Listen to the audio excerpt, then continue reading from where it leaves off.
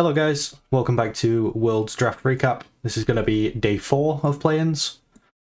Pretty good day today. We had some tiebreakers. A lot of the games were quite fun. A lot of the drafts were actually interesting. Saw some things that I'd like to see. So yeah, let's jump into it. So for the best draft of the week, I want to give a shout out to Chiefs. I really like this draft that they brought out. The only thing I don't like about it is Brawl, so I'll talk about that in a bit. But what did they do well? Well, they responded to the Aatrox by going, they picked the Hecarim, it's open, it shouldn't be open, but they go for the Camille, and already he's looking really vulnerable in top side, because Hecarim and Camille have pretty good kill pressure onto him, and the Camille into Aatrox is a bit of a skill matchup. I'd say it's like 55-45 to Aatrox, but it's definitely playable for Camille. Loud then go for Silas and Callista, and then Chiefs respond with Galio. It's a pretty easy lane for Galio in the mid. And now they have the Camille-Galio combo, so this entire game is set up around them to snowball Camille and dive top and put Aatrox behind. So one thing that I want to give them credit for is like actually finding an answer to Aatrox outside of the things that I've been talking about, which are like flexing Azir into top lane, playing Aurelia, playing Fiora, and I think Heimerdinger can also be a good answer, but again, it's very untraditional. Like the Azir top. So yeah, this is a good way of answering Aatrox. Like at least they're trying to do something about it rather than just giving up and self-counterpicking themselves with Kennen or Gnar.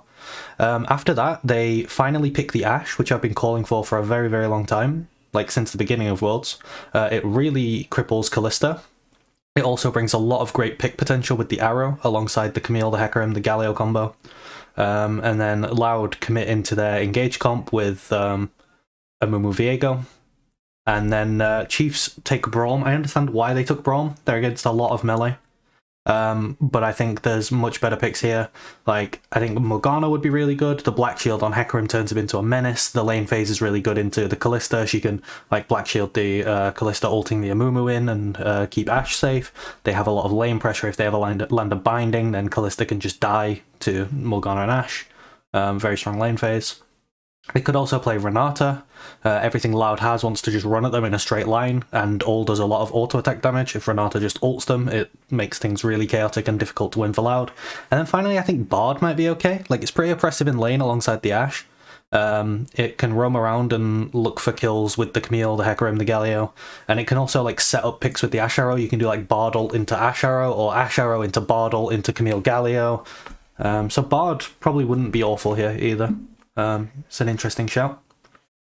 So yeah, that's what I don't like about the Braum. Other than that, I really like this draft though. It's really thematic. They have pretty good matchups across the board. They brought out the Ashe, they brought out the Hecarim, they found an answer into Aatrox. So yeah, I mean, credit to Chiefs. It's unfortunate that they are by far the worst team in that group. Like everyone else went 2-3 or 3-2, they went 0-5.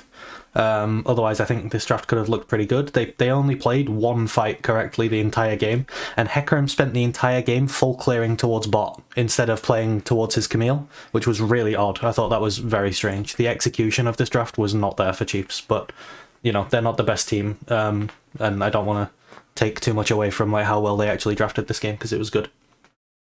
On to the worst draft. I think it was probably this... oh, sorry, I've got the wrong one. This one here. This draft by Saigon Buffalo into RNG. So I don't think RNG's draft is good either, and that's what makes Saigon's the worst draft, because they drafted badly into a bad draft.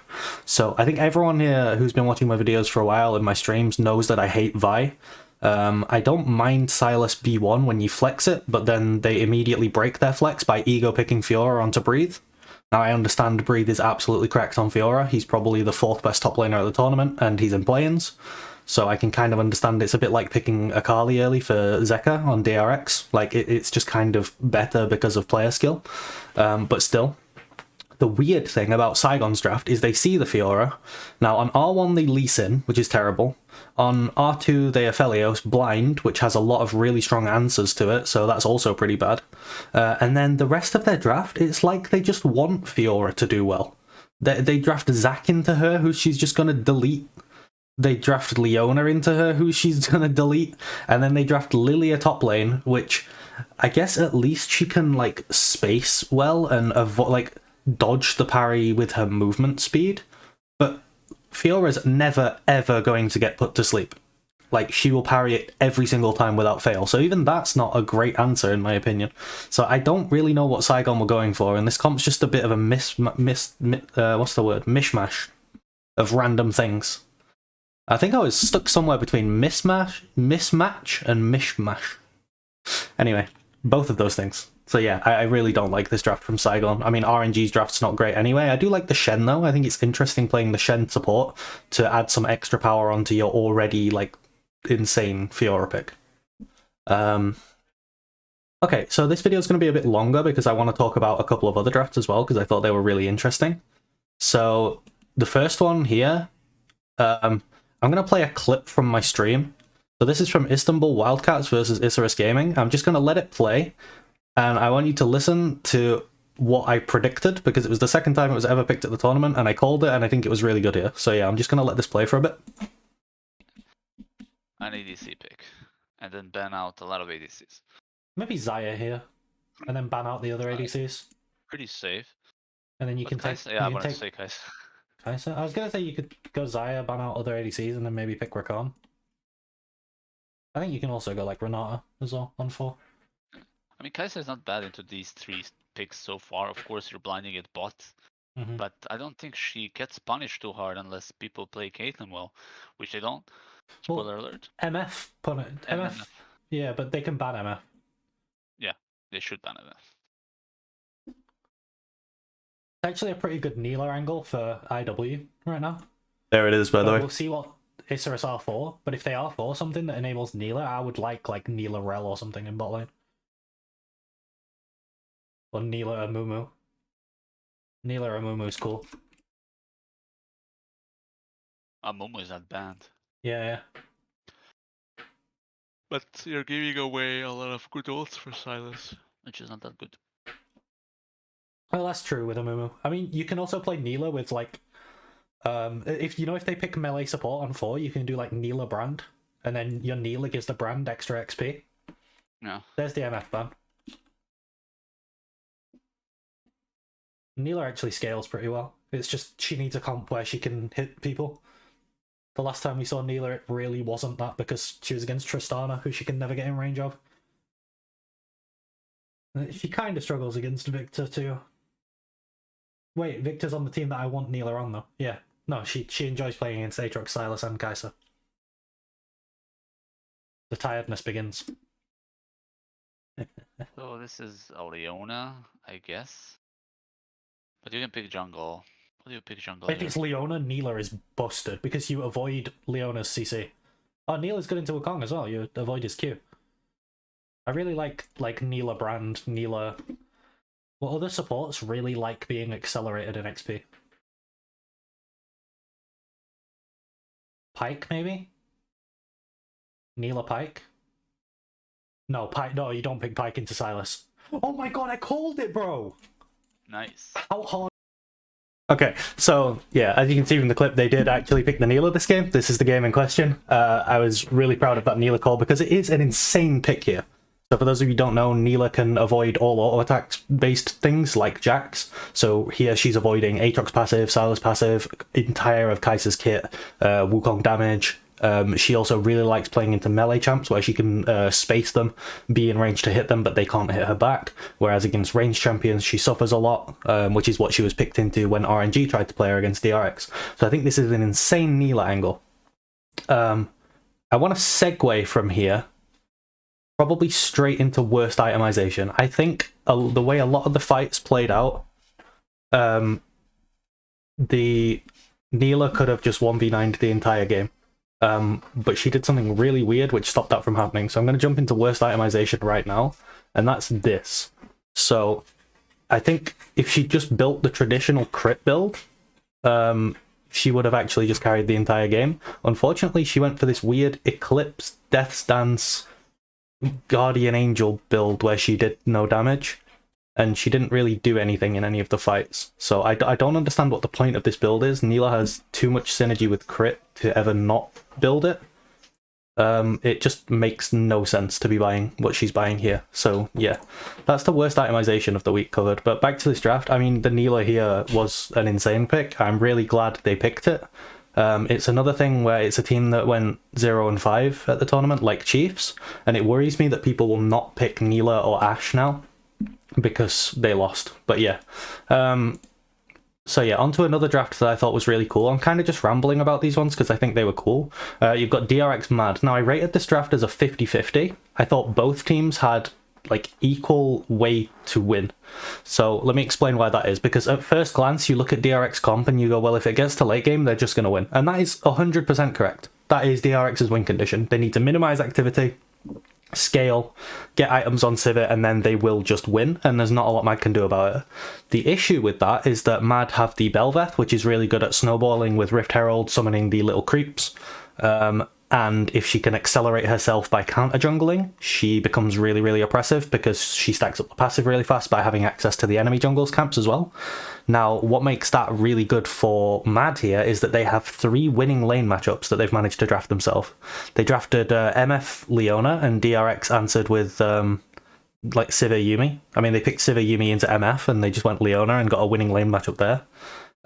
They also counterpicked the Sylas with the Vex, and they counterpicked the Camille with the Mordekaiser, so every lane has Prio. So it was really, really easy for Belveth to go and counter jungle Sejuani, and she did get a massive lead. And it was a very close game where you could feel the tension of the clock, and I really enjoyed watching it, because you could actually feel like the clock ticking for Mad, but DRX trying to hold on. If you watch one game from this day, I would recommend this one. It was a really, really good game. Very close, and I very much enjoyed watching it. I don't think I even said who won, so yeah, no spoilers there either. Okay, I've already done worst itemization. I'm going to go ahead and jump into best itemization now. There was nothing that really blew me away today, so I think I'm just going to give it to Inspired on Sejuani. He was into this team comp here where about 40% of the damage is coming from Sivir. And he rushed Anathema's chains, and Anathema's chains her so that she's doing 30% less damage to him, and all of his CC is 30% more potent on her. I think it's 20%, maybe 20% more potent. But yeah, I mean, the Anathema's chains here is pretty good from Inspired. That's probably the best itemization I recall. There may have been something else, but I don't remember it if so. So yeah, nothing blowing my socks off with itemization this week. On to winners and losers clubs then. I've actually made a little graphic for you guys today. So in the winners club in draft, we've got Fnatic, Chiefs, Istanbul Wildcats, EG in most of their games, and RNG. And then in the losers club, unfortunately, Cyclone Buffalo, DFM, Isurus, Loud, and Beyond. So there's the winners and losers clubs for day 4. On to the general meta read of the tournament. So let's talk about a few picks that have been played, or I think I'm going to talk about only picks that have been played today. I've been going over what's been missing for like the past 3 days. There's no point in me just saying the same things over and over again. So what's been played? We finally got Ashe played. I think in the one team fight they played extremely well. The Ashe looked very good. I think the Ashe would have looked better if a better team was playing it, and the entire draft would have looked better if they were playing through top side as well, instead of trying to play through bot side in that draft. But I'm glad that Ashe is finally getting picked. Akali, we're seeing a lot of Akali. I think Zeka is actually warping the meta to the point that Zeka is playing so well on Akali that he's making teams think it's better than it is. And we're seeing it handshaken with Sylas a lot now. Sylas, I think, is a better champion than Akali, but he's more niche. Like, there's angles where Sylas is really insane. Akali has angles where she's very good too. But I think she's definitely being over-prioritized, and so is Sylas. Both of these champions aren't really great, and a lot of drafts would just be better if you just had, like, an Azir. Or, you know, a Victor. I mean, Anivia as well is a champion that people don't play, but she would be insane in a lot of drafts. I think that control mages are, in general, better than assassins in mid lane right now. So yeah. In the AD carry role, Caitlyn. So Caitlyn has been slipping through draft a lot and not being picked. And I think that's really strange, especially, like, maybe it's that the teams are too sloppy. These games are very scrappy and sloppy, and Caitlyn doesn't like that. She likes a very controlled game where you play almost formulaic. You crash waves into bot side, you look for dives, your jungler's pathing bot, you crash on the timing that your jungler's there, you take turret plates, eventually the turret falls. If you want to make a herald play, you rotate your lanes, you take the herald, and then you repeat in mid lane, you take the mid lane tower, and then you can repeat in top lane, take the top lane tower, and then you have a huge gold lead from taking all 3 of those towers. That's kind of how you want to execute Caitlyn. that doesn't really happen in these games. Everyone just fights all the time. The only team that really has the discipline to not do that is DRX, and they've been favouring other things. So, yeah, I don't know. It's a bit weird to not be seeing Caitlyn, but yeah. And then another one that we've seen, Neela, kind of in the same vein as Ashe. It was played really, really... I mean, it wasn't played badly, actually. Holy Phoenix played well. He was just doing no damage because of his build. If he itemized better, then Neela would have looked absolutely insane in that game because it was a perfect Neela angle. But yeah, that's another thing that we've seen. And then I think similarly to the Ashe and Neela, where it's something that's been picked but didn't work, but I think it was good where it was picked, was the Soraka from Evil Geniuses. The problem Evil Geniuses had is they just refused to fight front to back. They just kept getting picked off, but the Soraka was insane. Because the enemy comp had like really low damage and they had Yuumi, and Soraka just out-heals Yuumi while like not letting his, like, Aatrox couldn't really die there. They didn't have the damage to kill Aatrox, but they just kept getting picked off and refusing to fight front to back, and it was really weird. The next one is something that I just hate, and it's still being picked a lot, and that's Vi. I don't understand why teams are picking this champion. It gets crippled by Morgana. It gets crippled by, like, a lot of junglers like Hecarim just outpace it and can do what Vi does anyway. Like, they have this similar gank potential. I don't understand why people like Vi. I hate this champion. I think it falls off a cliff after like 10 minutes. All it does is push the R button. Maybe you Q flash on someone. It clears like not particularly well. I don't know. I hate Vi. And the last two are champions that I think people are relying on because they've run out of other things to pick. So one of them is Braum. A lot of the angles where people are picking Braum don't make any sense, but it feels like they're just picking him because they don't have anything else. But my question then is, where is Renata? Where is Morgana? Where is Amumu a lot of the time? Amumu's not being picked, which is strange. And the other one is Leona, of course. So yeah, a lot of weird Leona games. I don't think there was too much Alistar today, which I was very, very happy with, because Alistar, as I mentioned before, is something that has been a bit garbage. It's looked pretty terrible in every game it's played in. But yeah, that's my general assessment of the meta and what teams are playing right now.